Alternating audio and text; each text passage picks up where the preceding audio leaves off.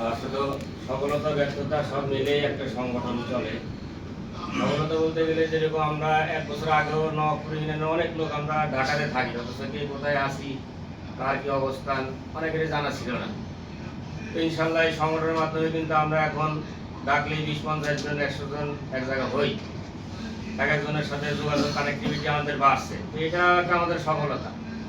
কারণ ব্যর্থতা বলতে গেলে অনেক কিছু আছে, অনেক অনেক আবদার থাকে, অনেকে অনেক চাহিদা থাকে, কিন্তু আমরা অর্থের অভাবে এটা পূরণ করতে পারি না। তবে আমরা আমাদের স্বচ্ছতার সহিত যদি ইনশাল্লাহ এটা পরিচালনা করতে পারি, হয়তো এখন আমরা যে আর্থিক সমস্যায় আছি এটা কেটে যাবে।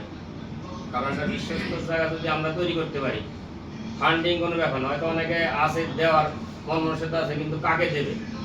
তো আমরা যদি সেই অবস্থানটা তৈরি করতে পারি, তা আমার মনে হয় না যে আমাদের এই সমস্যাটা থাকবে। আর আমাদের সংগঠনের একটু দুর্বলতা হয়েছে, সবচেয়ে বড় সমস্যা হয়ে গেছে প্রচার সম্পাদক একটু কার্যক্রম ঢিলা আছে।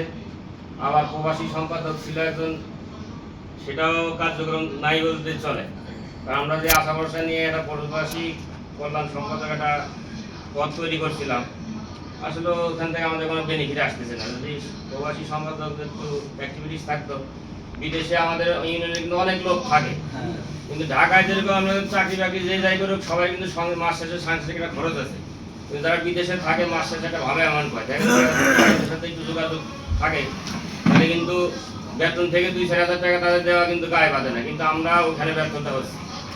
ওইখানে যদি আমরা একটু অ্যাক্টিভিটি করতে পারি, তাহলে আমাদের ওইখান থেকে কিছু ফান্ড আসে, তাহলে আমাদের অনেক উপকৃত হয়। কিন্তু আসলে এখানে আমাদের একটু দুর্বলতা আছে। এবং আমার একটা আবেদন আছে যে আমরা আগে একটা ভালো ক্যামেরা কিনি। আমাদের আসলে যে কোনো অনুষ্ঠানে মোবাইলের ছবি মানে যে কোনো যে যার মতো উঠে, পরবর্তীতে কোনো কিছুই অ্যাডভান্স মানে আমাদের স্টকে থাকে না। আমাদের একটা গ্রুপে যাই ছবি টবিতে এগুলো ডিলেট হয়ে যায়, কিন্তু আমাদের একটা এগুলো পার্মানেন্টলি সব কিছু থাকার একটা বন্দোবস্ত করার দরকার, যাতে আমরা পরবর্তীতে যেহেতু আমরা এটা একটা সামনে রেজিস্ট্রেশন করবো, রেজিস্ট্রেশন করতে গেলে আমাদের কিছু দেখাইতে হবে যে আমরা এই কাজগুলো করছি, ফিউচারে করব এবং আমাদের এটা প্ল্যান আছে। আসলে এগুলো না থাকলে আপনি একজনের কাছে একটা জিনিস চাইলে তো তখন তার একটা এভিডেন্স দরকার হয়, কিন্তু আসলে আমাদের এই এভিডেন্সটা নাই।